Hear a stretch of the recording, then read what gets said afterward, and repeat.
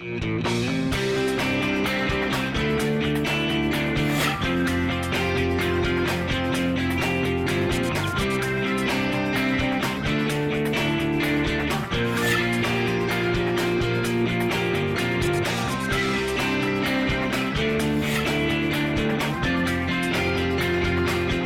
everyone, I'm Kristen Oaks-White. And I'm Avery Davidson. Thank you for joining us for This Week in Louisiana Agriculture, the only TV show bringing Louisiana farmers and consumers together every week. Well, everyone knows Louisiana is a major producer of sugarcane, but there's another type of cane that's important in this state, and its loss could affect everyone. It's called roseau cane, and it grows in the marshes along our coast in thick abundance. However, insect pressure is killing it off.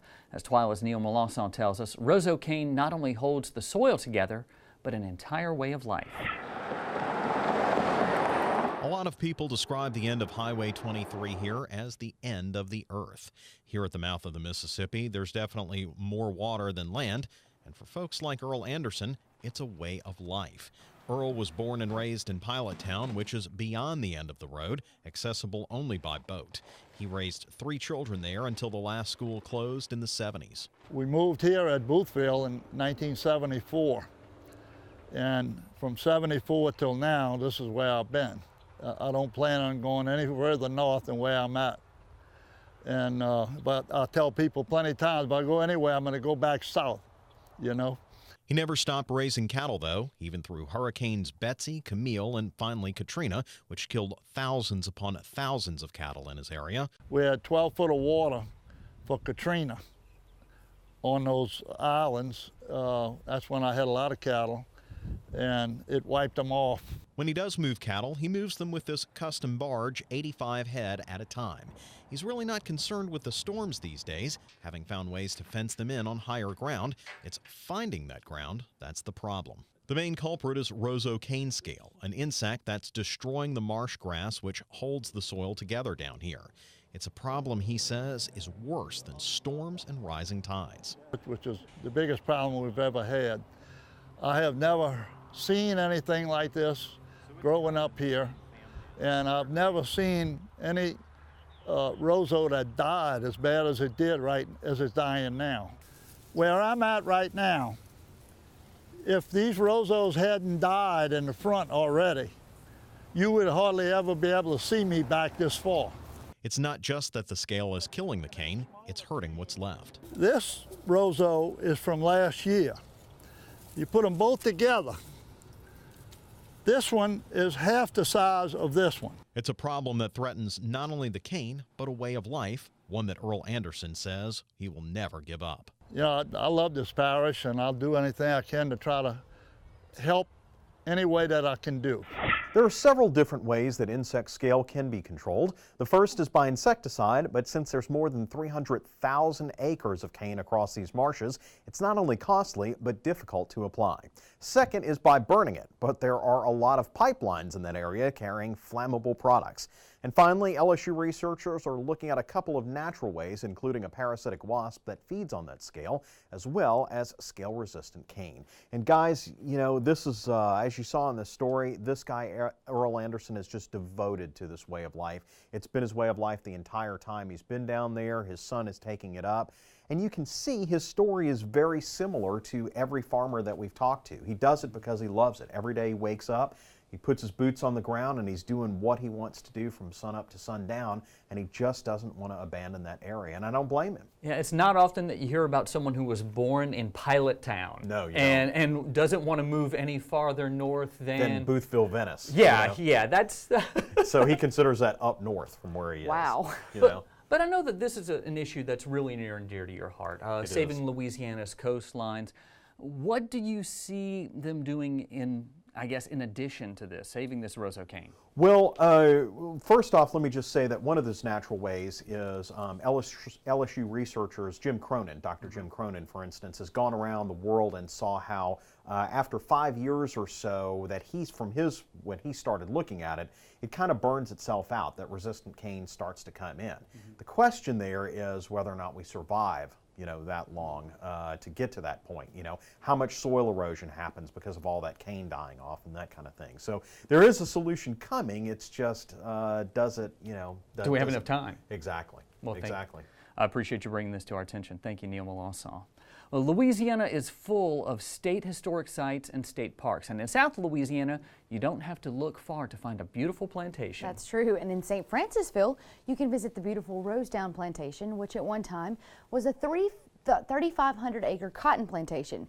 This week, Twila's Carl Wiggers takes us to Rosedown to learn about the new crops that are putting the plantation back in action.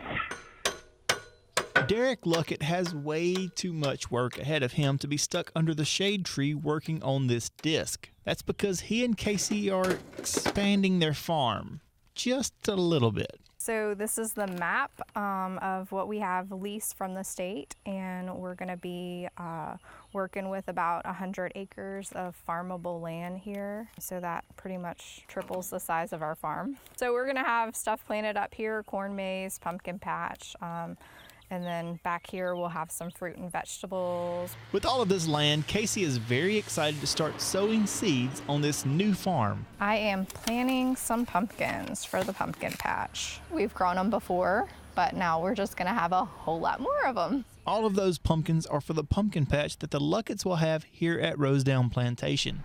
They are able to do that here because of the new partnership they have formed with the state parks system. Lieutenant Governor Billy Nungesser says that these new private-public partnerships will be huge for state historic sites like Rosedown Plantation. The corn maze, the pumpkin patch, where you can go pick your own vegetables. Those people want to go outdoors and do those kind of things. And to have such a passionate family interested in doing that, what a great opportunity to partner with them. The pumpkin patch is only part of what Casey Luckett says will be her dream come true. I'm excited about it all. This is kind of what I've wanted to do for 10 years now. Since I didn't grow up in agriculture, since I didn't really know anything about it. Derek's niche has always been farming, and mine has always been kind of the education part. This is my passion. This is what I like to do. I love to do tours. We've had CSA members come out. We've had clover buds come out, but our farm isn't really set up for tours, so it's not, we don't have parking. We're limited on space for everything at our farm. And so here we have 100 acres. The Lucketts plan to be hosting guests for tours and the pumpkin patch, and hopefully even the corn maze this fall. And I know that I personally cannot wait to go out and visit once they get everything set up. If you'd like to keep up with the progress, Casey is constantly posting on their social media, and we'll link you over to those on our website at twilatv.org. And you guys, you know, we've talked about the Lucketts many times. We get their boxes. In fact, I know you got a box in the other room right now. So we get boxes of their vegetables. We know that they are really passionate about what they do. And one thing I'm really excited about, and Casey is beyond excited about, is the opportunity to bring people to their farm now and actually offer the tours. That's one of the things she talks about in the story, is how, you know, the farm in Pride just really doesn't have the space for that. They don't have the parking, the infrastructure really to do that. And now they get that opportunity to do this here at Rosedown. She's really pumped about it. She's been excited for a long time because she talked to all three of us about it, I think, when it was in the first stages of planning. How does it look that you went out there? Well, you can see in this picture right here, it's bare. It's a lot of land. It's 100 acres that they get to farm. A lot of potential, probably. Yeah. A lot of potential, tons of potential, and she's kind of like, what do I do with all this? I think that's Derek on the tractor there, and Derek's the one that's loves to plant, loves to be out farming, and Casey is the idea, she's the idea queen. Right. She wants to do the pumpkin patch, she wants to do the corn maze, she wants to build playgrounds and have school groups from all over the world to come out to her farm, because she wants to do that. So I think Casey's going to probably overcommit maybe a little bit. But I know that she'll get it all done. It'll eventually. be great. It's gonna be awesome. Whatever they do is going to be great, and I'm excited for him. Carl Wiggers, thanks for bringing in this story. Well, the next generation of Louisiana farmers and ranchers is in the process of picking new leaders. May 25th is the deadline for FFA members to turn in applications if they want to be officers in the organization. To prepare for leadership roles, about 200 FFA members visited Louisiana State Capitol. This marks the 20th year that members walk the halls of the House and Senate committee rooms. Representative Johnny Gwynn of Jennings took time away from his committee meetings to speak with a group of FFA officers. Louisiana FFA State President Isabel Oakley says visits like this are vital for both legislators and students. It's really important as FFA members and those in ag ed classes to actually get out of the classroom and take advantage of opportunities like these so that senators and representatives can hear our story and see why it is important and relevant that ag ed stays in the classroom for many years, and that students have the chance to see that they can make a difference and that their stories do matter. Their stories do matter, which is why we share stories created by Louisiana FFA members on Twila. If you would like to learn more about the Louisiana FFA, visit our website at twilatv.org. Well, in the late 60s and early 70s, Louisiana was on the leading edge of catfish farming and processing. According to Carl Herring of Herring Catfish in Wisner, catfish acreage has fallen from 14,000 acres in north central Louisiana to now only about 50 acres. But as Twila's Tammy Arender found out, Louisiana may not be as big in production, but the herrings are still turning out some 300,000 pounds of fish every week.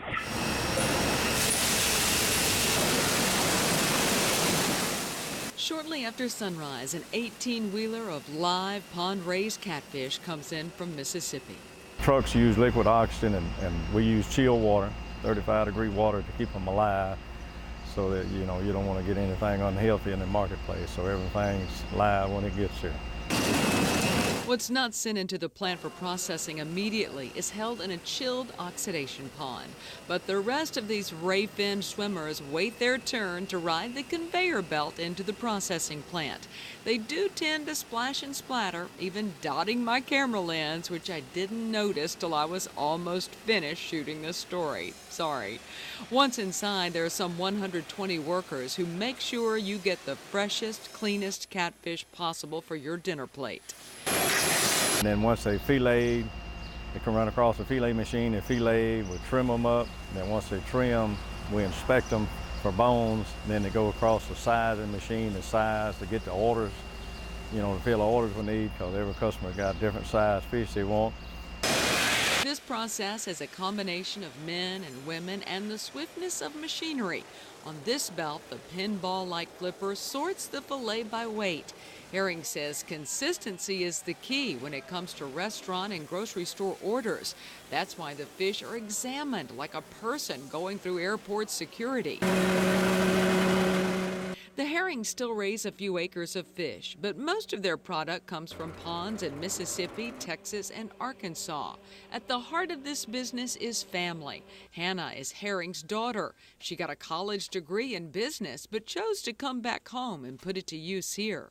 I guess a family business, you want it to survive and continue on with each generation, so, you know, it was just easier than trying to get into something else. You know, I kind of wanted to follow Dad's footsteps and do what he's been doing all these years.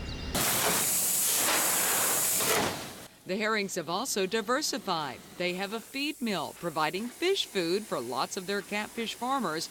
They also make dog food. But it's the catfish that's most synonymous with the name herring. They supply most of the fillets for frying at the annual Catfish Festival in Winsboro. So the next time you enjoy some good old southern fried catfish, there's a good chance it came from this processing plant in Wisner. Not just a place of employment for Franklin Parish, but providing enjoyment for fish fans throughout the Southeast. What do you think about that catfish? Pretty good. Almost as good as mine, almost. Now, if you've never been to the Catfish Festival in Winsboro, you need to put that on your bucket list. I asked Mr. Herring if he thought Louisiana could regain some ground in the number of acres of catfish ponds, and he said not until researchers can get a handle on how to combat some of the diseases that plague the ponds. Well, still to come on Twila, there's a new exercise that has kids across the country going to work. Kids, I think you did something there. But first, we'll take you to Shreveport for a farm-to-table Cinco de Mayo. Stay with us.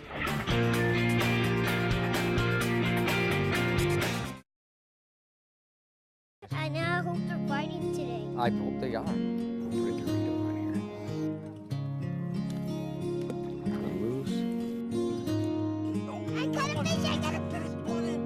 Find your place in the country and the lender who can get you there. Find Louisiana Land Bank. Financing for country homes, recreational property, farms and ranches, and agribusiness. Before you sweeten your morning joe, before the icing on the cake, before the sugar hits the shelf. It begins with a family of sugarcane farmers dedicated to growing Louisiana for more than 220 years. The sugarcane growers of Louisiana, making life sweeter, naturally. Sugarcane, sweet sugarcane. Landowners are minding the Louisiana forest for our grandchildren. A place for wildlife, recreation, lumber for homes. It's the right thing to do. Forestry, covering half our state, all of our hearts.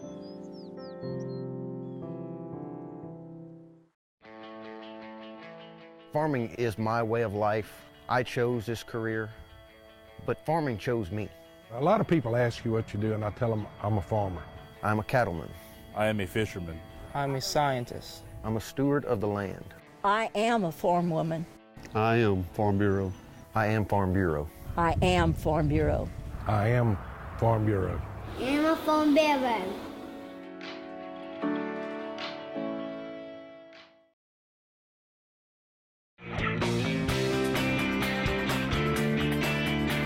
Chances are, if you celebrate Taco Tuesday, you probably also celebrate Cinco de Mayo. Yeah, it's always the day after Star Wars Day, you know, may the 4th be with you. And anyway, the day before what? The day before what, Cinco de Mayo? How long have we worked together? Too long? Your birthday, yes. Kristen de Mayo. Kristen de Mayo. Anyway. Okay, well, the force is strong with her and with our own AJ Sabine when it comes to finding the best food and fiestas. See what I did there? And that's exactly what he did in this edition of Feasting on Agriculture. Feasting on Agriculture with AJ Sabine is brought to you by the Louisiana Crawfish Promotion and Research Board.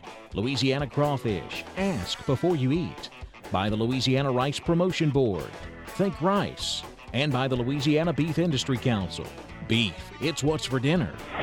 Hey there, folks. I'm AJ Sabine, and thank you for joining us for another Feasting on Agriculture. This month, we're in Shreveport, where we're celebrating Mexican heritage and culture during Cinco de Mayo at my personal favorite, Key Mexico. Joining us now is chef and owner of Key Mexico, Rodrigo Mondragon. Yes. And Chef, thank you so much. I know you're busy today. We're celebrating Mexican heritage and culture here at Key Mexico. How important is it to partner with farmers to get the ingredients for your tacos and other entrees? Everything tastes way better with local ingredients and happy animals, like I like to call them. In Mexico, a lot of the places where you live, is farmers market every day. So you're used to that.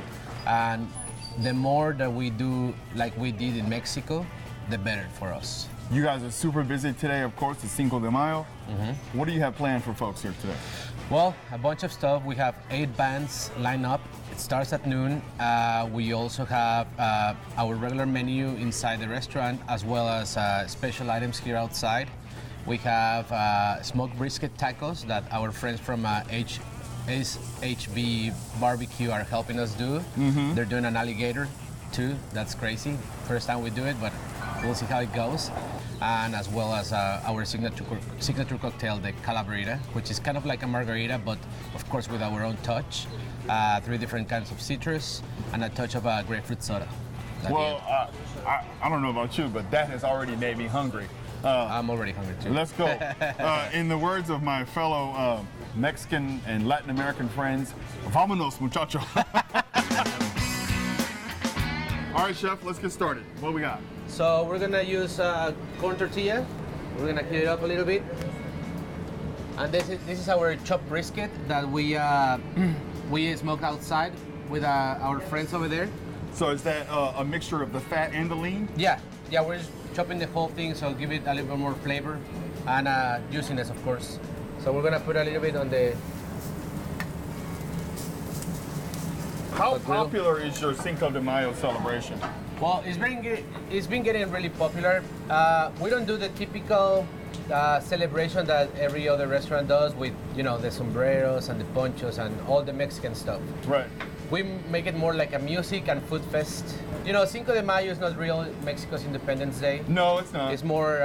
it's a celebration of cultural and heritage. Definitely. So we like to, you know, just make it different, like everything else we do.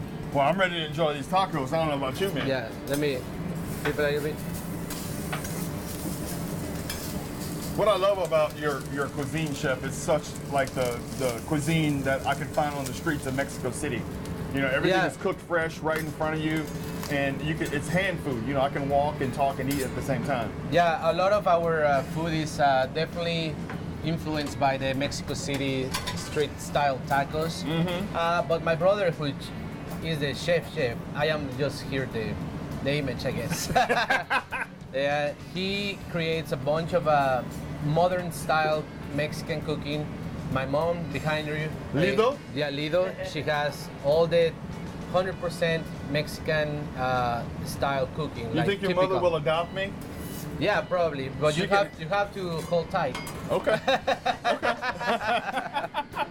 So our tortilla is hot. This is the secret of a corn tortilla, of a good taco. The tortilla needs to be really hot because it breaks and it tastes bad. So you need to get it really hot. We put the brisket on top, and then we're gonna put this habanero, pineapple, and tomatillo salsa. Oh, that sounds wonderful. It has a good kick, but it's definitely really tasty. And then a little bit of cilantro, onions, and finally microgreens that we get from Mahaffey Farms here in town. Oh, great. Yeah, besides they look pretty, they add a great taste to it. Folks, when we get back, we're going to taste this wonderful taco. Plus, Chef Rod has a wonderful signature cocktail. Stick around. We'll be right back.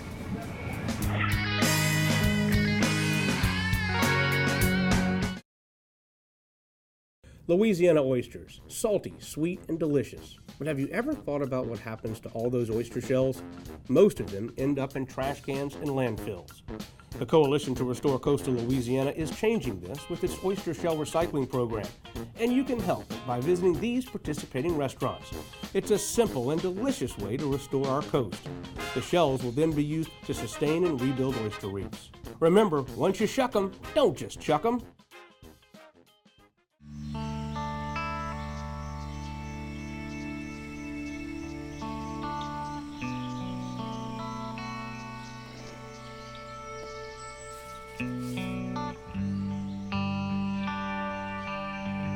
This is the moment I knew his future had no boundaries. There are some moments only the forest can inspire. Find yours at discovertheforest.org.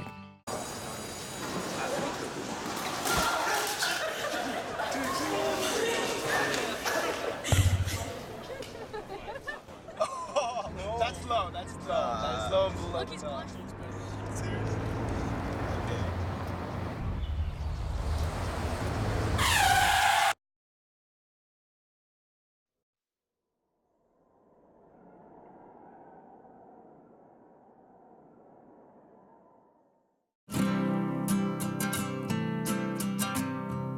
Every day across America, excess food is gathered by a network of good people at local food banks, giving hope to millions of children who struggle with hunger.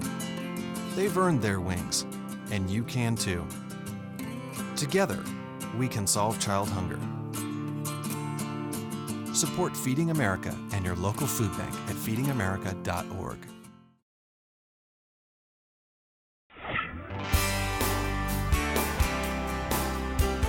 We're back, folks. Thank you so much for sticking around. We are here with Chef Rodrigo Mondragon here at Key Mexico Restaurant, my favorite place in Shreveport. Chef, tell folks what is in this beautiful, beautiful taco. Well, it's a slow smoked brisket, and then we chop it. We put cilantro, onions, and we finish it with microgreens from one of our local farms. And most importantly, the salsa that we have in there, it's tomatillo, pineapple, and habanero salsa. Now, is this your brother Eleazar's? Is this his recipe? Yes. Okay. I cook sometimes, but him and my mom are the masterminds in the kitchen. Your mother, Lido, is absolutely wonderful. Absolutely wonderful. Well, you know, folks, you know what time it is? Time to Do eat. you know what time it is? They know what time it is. You know, this is the favorite part of the Feasting on Agriculture segment. It's the tasting. While I get down on this, tell folks how they can get down with Key Mexico. Well, we are in Shreveport, Louisiana, 3839 Gilbert Drive. We have our Facebook page, Key Mexico, and then our Instagram page, Key Mexico Soul Food. All you guys need to do is come here to Shreveport, if not for this taco. This is absolutely amazing. And you also have a nice surprise for us. What is in this cocktail? This is our signature cocktail, a calaverita. It has good tequila, a good amount of tequila, 3 different citrus, fresh squeeze, of course, lemon, lime, and orange, and then hibiscus syrup, and we finish it with a touch of grapefruit soda. So you know today is Cinco de Mayo. Yeah, tell me about it. You got a little bit of tequila in here? Just more than a little bit. Just a little more. Just a touch? Yeah. And look, I don't know if you noticed this, folks, the glass is actually tilted. Yeah. When Chef Rodrigo brought this out, I thought I was already drunk because the thing is already leaning like this. Everybody thinks the same. Oh man, this looks good. Oh, that's absolutely wonderful. It's the hibiscus that makes it. Yeah. Well, on behalf of everyone here in Shreveport at Key Mexico, Chef Rodrigo's staff, we want to thank you all for joining us, and we'd like to hear from you. If you know of a place that's farm to table here in Louisiana that you think we should feature on Feasting on Agriculture, go on to our website and let us know, twilatv.org. We'll see you next time. Gracias. Feasting on Agriculture with A.J. Sabine was brought to you by the Louisiana Crawfish Promotion and Research Board, Louisiana Crawfish, Ask Before You Eat, by the Louisiana Rice Promotion Board, Think Rice, and by the Louisiana Beef Industry Council. Beef, it's what's for dinner. Let's finish off our show this week with a little boost from a goat. And who doesn't love a goat, right? The internet can't seem to get enough of them. Goat videos are always a hit on social media. There are jumping baby goats, goats in pajamas, goats in commercials. The internet loves a good goat video. But have you ever heard of goat yoga? Yes, this is actually a thing. It's a new fitness craze that's breaking the internet, and these yogis say the trend is here to namaste. It is as weird and wonderful as it looks, with equal parts of fitness and stress-relieving fun. Planking is difficult enough without a baby goat balancing on your back, but they can also help people cope with anxiety, depression, and various forms of stress.